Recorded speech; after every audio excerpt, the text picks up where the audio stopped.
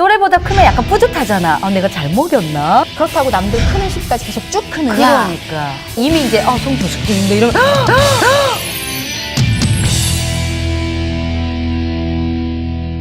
아니 얼마 전에 제 그 지인 아이가 성조숙증 진단을 받았어요. 그러니까 왜 아이가 크면 또래보다 크면 약간 뿌듯하잖아. 아, 내가 잘 먹였나? 이렇게. 근데 좀 크긴 컸어요. 저희 아이 친구인데 컸는데 잘 커서 좋겠다. 저 사실 내심 부러워했는데 얼마 전에 전화 와가지고 성조숙증 진단 받았다고. 근데 의외로 성조숙증에 대해서 고민하시는 분들 너무 많아요. 그렇죠? 네. 되게 많이 비율이 저도 진짜 늘어났다고 문의 하더라고요. 많이 받거든요. 그렇죠. 네네. 근데 이거 왜 이렇게 그냥 성장 잘 크면 좋은 거 아니에요? 근데 이게 왜 우리가 염려해야 되는 거예요? 그 네. 성조숙증이라는 게 일단은 빨리 큰다라는 거에 대해서는 네, 개념적으로 이해하고 네. 계시잖아요. 그런데 성조숙증이라는 게 네. 보통 이제 교과서적으로는 만 10세 정도 혹은 11세 정도 네, 남자 네. 여아 10세 남아 11세에 이제 네, 2차 성징을 네. 시작을 하는 게 네, 일반적인 네. 속도인데 네. 그게 이제 한 2년 정도가 빨라져요. 그래서 여자아이 8세, 남자아이 9세 전에 이제 사춘기에 접어들게 되면 애들이? 이것을 이제 성조숙증이라고 맞아요. 부르는데 그럼 남들보다 2년 빨리 시작하면 그렇다고 남들 크는 시기까지 계속 쭉 크느냐? 그러니까. 그렇지 않다라는 거죠. 네. 일찍 시작해서 그 크는 만큼 크고 일찍 네, 마무리가 돼요. 그러니까요. 그러면 사실 성장해서 한 2년 정도 손해를 보는 거거든요. 맞아요. 우리가 1년에 한 5cm 정도를 큰다라고 하면 2년 손해보면 어떻게 돼요? 10cm. 엄청나죠. 엄청난 아니 근데 키죠. 이게 네. 사실 키도 키지만 아이의 성격 왜 그 또래보다 내가 갑자기 좀 다른 변화 그쵸. 좀 성장이 빨라 이런 거에 대해서 굉장히 수치심 느끼는 아이들도 있고 좀 걱정하시죠. 또 많이. 어떤 아이들은 막 친구들이 놀려가지고 에이 이랬대 막 이런 것 때문에 아이 성격에 또 대인관계에 영향을 미쳐서 이것 때문에 또 고민하시는 고민 분도 많이 굉장히 하시죠. 많거든요. 네, 네. 네. 근데 이게 여러 가지 원인이 있잖아요. 네.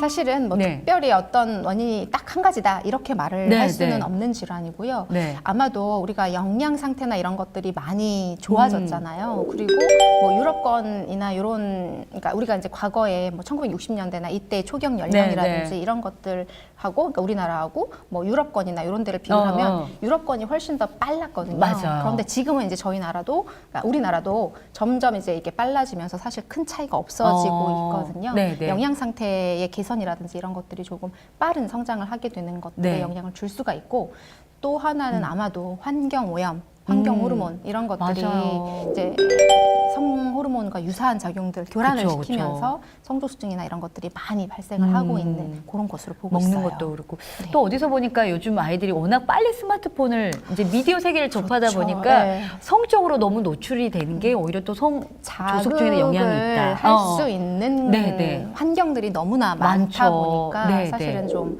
점점 더 빨라지고 있는 그런 상황이고 네. 다만 네, 네. 예를 들면 저희 때는 초등학교 6학년 때 초경을 하면 굉장히 빠른 빨랐어요. 축이었거든요. 사실 제가 그때 했거든요. 네. 네. 그런데 요즘은 초등학교 6학년 때 초경을 하는 게 빠른 게 아니에요. 하는 친구도 굉장히 많더라고요. 많아요. 네, 그래서 네. 지금 만약에 시대를 기준으로 네. 그러니까 그 시대를 구분하지 않고 6학년 때 생리하면 다 성조숙증이다 이렇게 얘기한다 그러면 그쵸, 사실 그쵸. 말이 안 되죠. 네, 그래서 점점 시간이 흐르면서 이제 뭐 기준이나 이런 것들이 네. 생기는데 어쨌거나 지금은 만 8세 이전에 이제 혹은 그러니까 남아는 네. 9세 이전에 2차 성징이 시작이 되면 성조숙증 진단을 받게 되죠.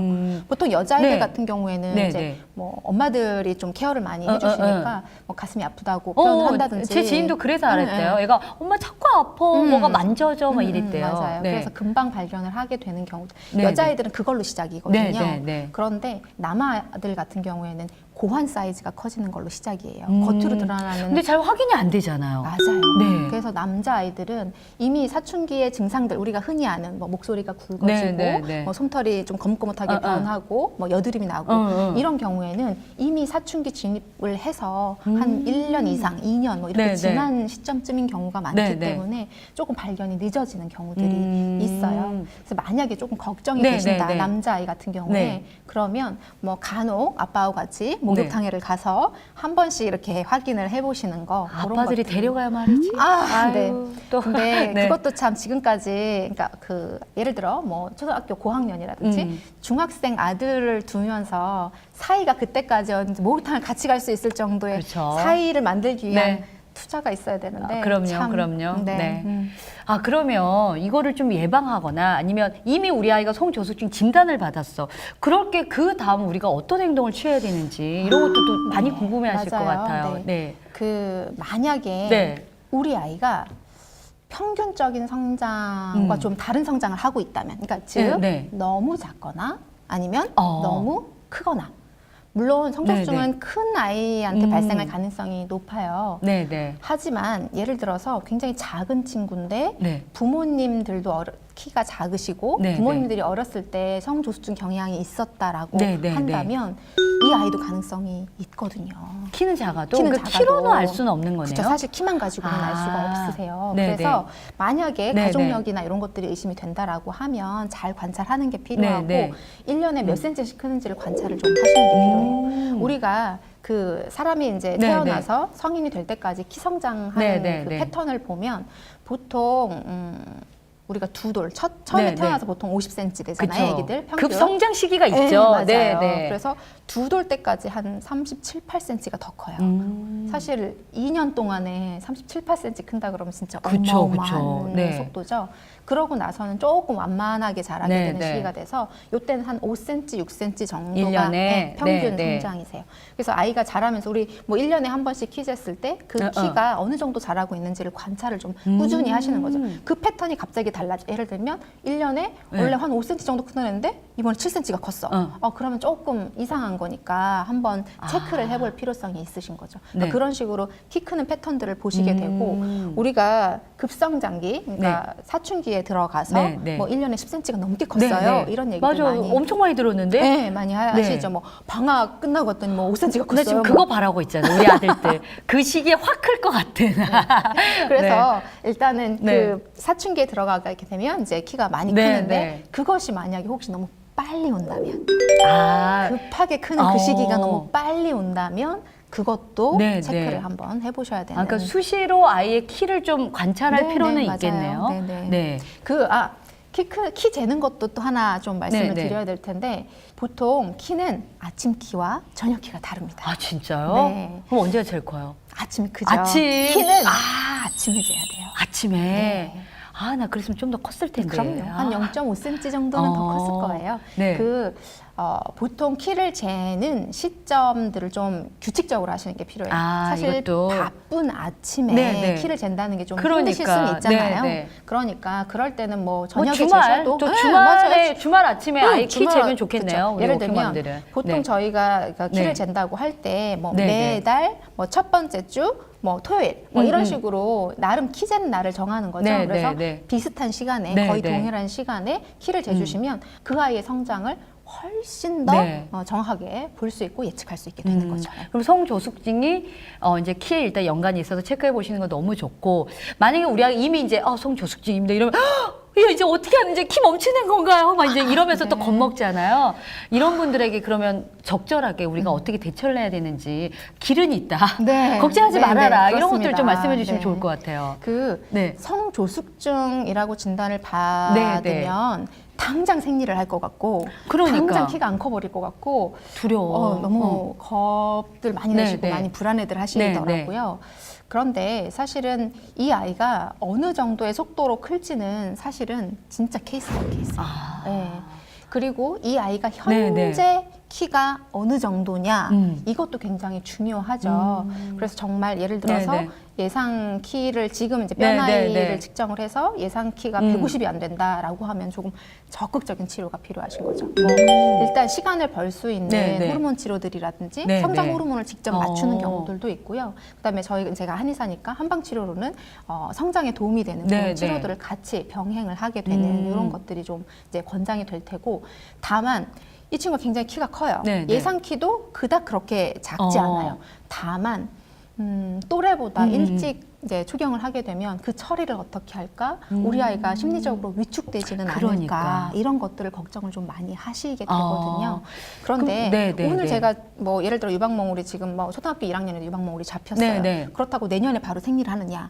그건 그건 아니죠. 아니거든요. 네, 한 네. 2년여 정도 있다가 이제 생리를 하게 되니까 보통은 그 많이들 걱정을 하셔서 네, 연구를 네. 해보니까 아이들이 비교적 그 상황들을 받아들이고 네, 네. 잘 넘겨주더라라고 하는 보고들이 있어요. 그러니까 부모님도 너무 걱정하시기보다는 네, 이 상황에서 적극적인 치료가 필요한 상황인 건지 네, 네. 아니면 조금 지켜보면서 성장에 도움을 줄 수 있는 여러 가지 생활 관리들을 좀 하는 게 좋을지 그거를 좀 가늠을 하시면서 그렇죠, 네, 그렇죠. 하시면 오히려 되죠. 엄마가 막 불안해서 나 어떻게 막 이러면 오히려 그 불안감이 아이를 더 맞아요. 위축되게 네. 할 수 있으므로 맞아요. 뭔가 자기가 그렇죠. 잘못된 것처럼 느낄 수 있으니까. 맞아요. 네. 그러니까 엄마의 또 마음가짐, 성조숙증을 우리가 또 좀 여유롭게 받아들일 네, 수 있는 네. 마음의 자세에서 관찰해야 되는 건지 적극적인 치료가 맞아요. 필요한 건지 좀 필요할 것 같다는 네, 말씀을 네. 해주셨습니다.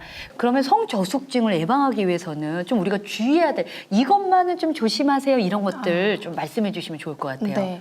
제가 앞서 네. 성조숙증이 생기는 것 중에 환경 호르몬 네, 네, 말씀드렸잖아요. 환경 호르몬이 우리 몸에서 이제 호르몬계를 네, 교란하다 네. 보니까 이런 네, 일이 네. 생길 수 있는 거기 때문에 네. 환경 호르몬을 좀 피하는 것. 그러니까 예를 들면 플라스틱의 사용이라든지 네.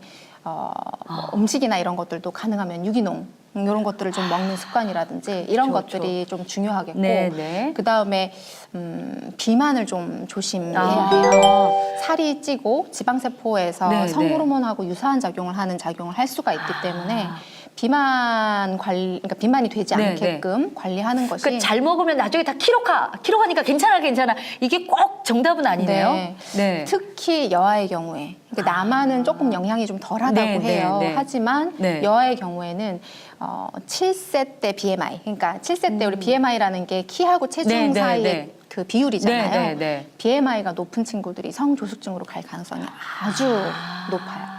그렇기 때문에 네. 어렸을 때 7세라고 하면 어린 나이잖아요. 그럼. 그죠? 이제 네. 뭐 유치원생이거나 초등학교 네, 1학년 네. 이럴 텐데 그때도 통통한 경우다라고 하면 조금 조심해야 되는 관찰이 부분이 필요하다. 있는 거죠. 그러니까 비만 또 비만 관리하지 네, 네. 않게끔 하는 거 중요하고 네, 네. 그다음에 그 성장 호르몬이 잘 분비가 되려면 아까 말씀드렸죠. 잠을 잘 자야 된다는 거. 잠이 여기서 또 나오네. 네. 잠이 이렇게 중요해요. 맞아요. 네. 잠이 그러니까 보통 우리가 몸에 일주기라는 게 네, 있어요. 네, 네. 서카디안 리듬이라 그래서 우리가 사실은 뭐 시계나 이런 것들이 없고 햇빛 자극이 네, 네. 없다고 하더라도 일정 정도 이렇게 일정하게 몸의 리듬들이 돌아가게 되는데 네, 네.